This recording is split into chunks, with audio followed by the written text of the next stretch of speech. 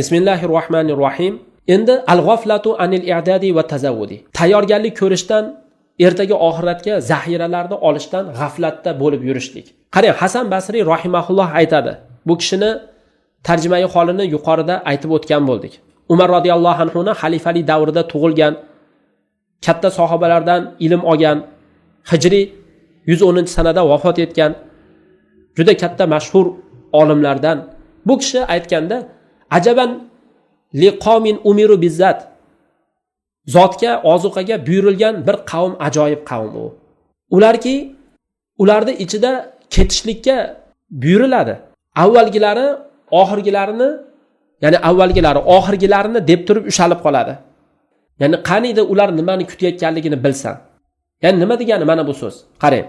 Hasan Basri rahimahulloh aytayaptiki, ozuqaga buyurilgan bir qavmdan ajablandim. Ya'ni ozuqani olinglar, ketamiz deb turilibdi. Ularning ichida bo'ldi, ketdi, yuringlar deb turib aytilyapti ham. Endi ularni avvali oxirgilarini deb turib ushalib qolgan. Ya'ni birinchisi kutib turibdi, shu oxirgisini deb turib. Oxirgilari kelsin deb o boshidagi odam kutib turibdi. Qaniydi ular nimani kutayotganligini bilsam edim. Ya'ni bu nima degani? Qarang, endi g'aflatni eng kattasi va eng ashaddisi bir inson o'lim karvonini, ya'ni o'liklarni karvonlarini ko'radi. Ya'ni mana shu dunyodan ketayotgan odamlarni ko'radi, to'xtamasdan ketaveradi. Falonchi o'lib qopti, pis falonchi o'lib qopti deb shunaqa qilib odamlar eshitib turadi, qancha odamlarda masalan o'layotganligini. Voy u o'lib qopti, voy bu o'lib qopti. Shu oldin o'tib ketgan odamlarni kelajagidan ortda qolmaydigan, kutib turgan o'zini kelajagidan odam g'aflatda bo'lib qolar ekanda. Ya'ni u o'lyapti, bu o'lyapti, ko'rib turibdi, lekin o'zini yaqindagi kelajagidan odam g'aflatda. O'zi ham ko'p o'tmasdan ana shularga yetib boradi. Qarang, endi juda ajoyib, juda g'aroyibki, insonlar biladi mana ertaga Allohga borishi, aniq shak shubha yo'q. Lekin ana shu oxiratga boradigan kuniga tayyorgarlik ko'rmaydi-da. G'aflatda bo'lib turaveradi-da. Mana shu Alloh taolo Qur'oni Karimda bildirib qo'ygan mana shu qiyomat kuniga ketishlikni hamma biladi. Shu kunga tayyorgarlik ko'rmaydi, hozirlik ko'rmaydi. Alloh taolo iqtaraba lin-nasi hisabuhum va hum an g'aflatin mu'ridun. Insonlarga hisob kitobi bo'ldi, yaqin bo'ldi, ozgina qoldi, lekin ular g'aflatda yuz o'girib yuribdi.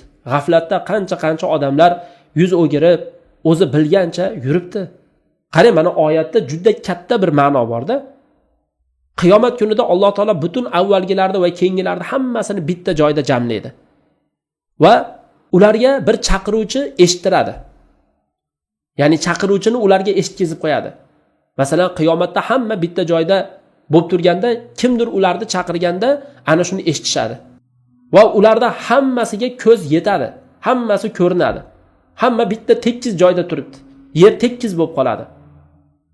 Quyosh butun insonlarning boshiga yaqin keladi. Insonlar g'am, qayg'u, siqilish, ezilishdan sabr qila olmaydigan, toqat yetmaydigan, chidab bo'lmaydigan bir holatga yetadi. Mana qiyomatda dahshatlardan mana shu katta bir dahshatli holat o'z-o'zidan insonlarga ertaga Alloh taolo bilan ko'rishlikka tayyorgarlik qilishini vojib qiladi. Tayyorgarlik ko'rishlik kerak, ertaga ketadi. Shunday bir uslubda tayyorgarlik ko'rish kerakki, mana shunday dahshatlardan o'ziga najot beradigan bir uslubda, mana shu dahshatli qiyinchilik holatlardan qutuladigan bir holatda tayyorgarlik ko'rish kerak bo'ladi. Bu narsa Alloh taolo o'zi buyurgan iymon, taqvo, solih amallar bo'lgan ozuqa bilan, oziqlanishlik bilan bo'ladi. Bu solih amallarki, albatta Allohning rahmatidan keyin sabab deyiladi. Alloh rozi bo'lgandan keyin insonni jannatga kirishiga, jahannamdan qutulishiga sabab bu narsalar. Demak, asosiy shu narsalarni olishlikka e'tibor berish kerak. Qancha odam mana g'aflatdamiz. Va yana bu suskashlik holati, e'tiborsizlik holati ertaga insonda faqat hasrat, nadomat, mana shunday suskashlik qilib qo'yganiga, Alloh taoloning toatini tashab qo'yganiga, shu toatlardan, ibodatlardan g'aflatda bo'lganiga afsus, nadomatdan boshqa narsa emas. Ya'ni shu nafsni chaqiruvchisiga ijobat qilishdan boshqa narsa emas. Havoy nafs shaytonga ijobat qilishli holatlarini inson qilib qo'yadi. Shu narsaga ertaga afsus, nadomatlar, ming pushaymon yeydi. Ya'ni nima degani bu? Ya'ni ertaga inson shu hayotda suskashlik qilib yuradigan bo'lsa, oxiratga borganidan keyin oxiratda bu insonga faqat hasrat, nadomat, mana shu narsa bo'ladi xolos. Sababi bu inson toatni tark qilgan edi. G'aflatda edi. Va o'zini ko'yniga kelgan narsasini qilib yuradi. Shaytonga itoat qilgan edi. Alloh taolo bizga mana shu haqida aytib beradi. Vattabi'u ahsana ma unzila ilaykum min robbikum min qabli an ya'tiyakum azab. Min qabli an ya'tiyakumul azabu baghtatan va antum la tash'urun. O'zlaringga nozil qilingan Robbingiz tarafidan, Alloh taolo tarafidan sizlarga o'zlaringga nozil qilingan eng yaxshi narsaga ergashinglar. Min qabli an ya'tiyakumul azab, to'satdan sizlar o'zlaring sezmay qolgan holatda azob kelishidan oldin. Azob sizlarga to'satdan kelib qolishidan oldin sizlar o'zlaringga nozil qilgan eng yaxshi narsaga ergashinglar. Antaqula nafsun ya hasrata ala ma farratu fi jambillah va in kuntu laminas sakhirin. Ertaga yana bir jon aytmasinki, men Allohning haqqida, fi jambillah deb aytiladi, Allohning haqqida men suskashlik qilibman. Shu suskashlik qilganimga sho'rim qurisin. Ya hasrati deb turib aytib qo'ymasin. Va in kuntu laminas sakhirin. Albatta men bu dinni masxara qiladigan, ustidan kulib tashlaydigan odamlardan bo'lib qolibman-ku deb unday narsalarni yana aytmasin ertaga oxiratda. Ya'ni ertaga bir nafs aytmasin.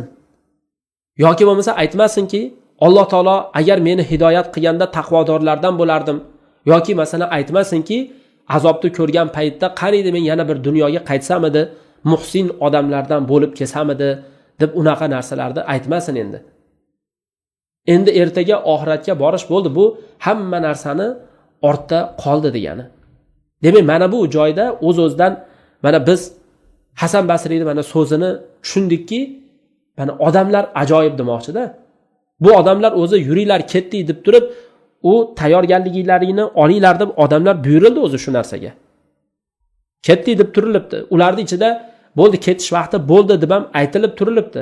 Lekin avvalgilari oxirgilariga qarab ushab qolingan. Hubisa avvaluhum ala axirihim.